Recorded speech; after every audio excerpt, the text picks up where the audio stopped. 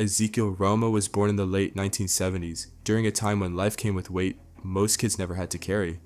After his parents split when he was 4, his grandparents stepped in to raise him. He spent his early years helping his uncles in the family's construction business, working jobs that demanded more from him than childhood ever should. By 18, Romo found himself at a burger joint called Tommy's on Roscoe Boulevard. It was just another night until an argument broke out between him and another guy named Avila. Words turned into fists and Romo pulled out a gun and fired. Avila died where he stood and Romo disappeared into the night. Police wasted no time plastering his face across wanted posters. It wasn't long before they caught up with him. During sentencing in 1996, Avila's sister stood before the court sharing painful memories and begging the judge to hand Romo the harshest sentence possible. Her voice echoed with grief, but Romo's lawyer pushed back, bringing in letters from family members, neighbors, and even a teacher who believed Romo still had a future. In the end, Romo was convicted of manslaughter and sentenced to 10 years, but prison didn't mellow him out. Instead, he attacked another inmate, earning himself more time. In total, Romo would serve 18 years before walking out in 2014. Once free, Romo linked back up with a veterano from Blythe Street, someone who had testified in his defense years before. That man remembered Romo clearly. While inside, Romo had forged ties with the Mexican mafia. Though Blythe Street wasn't deeply connected to them at the time, they still paid taxes to stay out of trouble, mainly by extorting local drug dealers. The gang had always kept a low profile, focusing on their own turf, but Romo saw a bigger picture. The Mexican mafia needed loyal enforcers on the outside. Romo decided he would be that link. Soon Blythe Street was operating as a street-level arm of the mafia. Romo worked for names like Frank Playboy Fernandez, Raul Huero Smooth, Garcia, and Jose Cartoon Loza. Blythe Street transformed into an extension of the mafia's will, collecting debts, moving drugs, and silencing anyone who stepped out of line. At first, Romo's ambition seemed noble. He talked about helping his people and taking care of those inside. But that changed quickly. He started cleaning house, targeting users, snitches, and anyone he felt was disloyal. By 2015, members of Blythe Street began disappearing. These weren't random killings. No one sought revenge. No tributes were made, just silence. The neighborhood grew tense, unsure of who might be next. Blythe Street, a tough stretch between Van Nuys Boulevard and Brimfield Avenue, had long been known for substance dealing.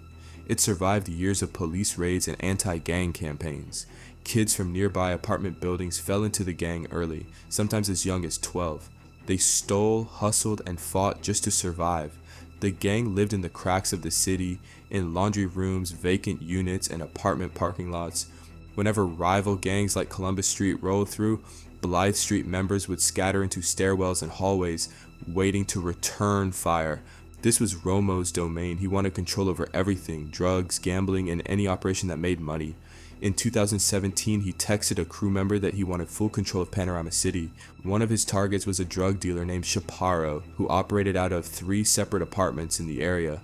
When Chaparro got busted and fled to Mexico, Romo saw a chance. He set up a deal with Chaparro's supplier, Felipe the Paisa Delgado. Romo agreed to pay in a week, but instead stole the drugs and spread a rumor that Delgado was a snitch. Few believed it. Most thought Romo was just dodging his debt, but because he was on parole and wearing a GPS tracker, Romo couldn't handle it himself. So he sent a younger gang member, youngster Mendoza, to take care of it. The plan was simple. Romo would meet Delgado behind Chaparro's old complex while youngster waited behind a parked car. As soon as Romo gave the signal, youngster opened fire. Delgado was shot 3 times in the back. Mendoza was arrested and charged, along with Romo. Both pleaded not guilty, but the case against them was solid. 2 months later, Romo was caught with half a kilo of meth. He pleaded guilty and was sent to Centinela State Prison, but even behind bars, he remained in charge. According to authorities, Centinela became the gang's command center. Romo used smuggled cell phones to stay connected. One name kept coming up in those calls: Isidro Topo Alba. A once prominent Blythe Street member, Alba had hit rock bottom. He lived out of his car, sold meth, and extorted dealers while claiming to still work for the mafia. Romo wanted him gone, but before that, Romo asked Alba to help with Los's case, testifying that a gang member named Solo was violent to support a self-defense claim. Alba refused, saying that sounded too much like snitching. Not long after, in August 2017, Alba was gunned down outside a Target store. His girlfriend survived by playing dead. The shooters were Juan Flaco Ramirez and his crew, who returned to shoot at her even after Alba was down. Police tied the murder to Romo's orders. Ramirez and Anera were charged. Another man in the car that night was Oscar Smokey Molina, Romo's right-hand man. The two exchanged hundreds of WhatsApp messages. Molina ran things on the street, taking Romo's commands like a loyal soldier. Their conversations revealed everything from gun buys and extortion to assassination plots. Romo called himself the General.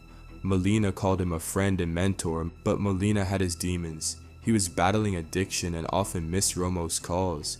Romo would get sarcastic, scolding him through messages. He joked that Molina had too much Halloween candy, his code for being high.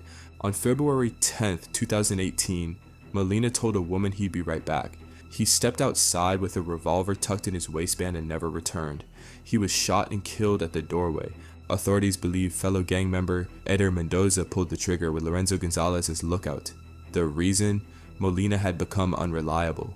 12 days later, Mendoza and Gonzalez picked up a woman named Karen Tobar. The next day, her body was found in a park, stabbed 60 times. Investigators say she was killed for knowing too much about Molina's murder. That wasn't the end. Gonzalez later murdered his own cellmate, Joseph Hutchinson, in jail. Hutchinson had ties to Michael Torres, a high-ranking Mexican mafia member who was murdered shortly after in a state prison. Gonzalez was charged but pleaded not guilty.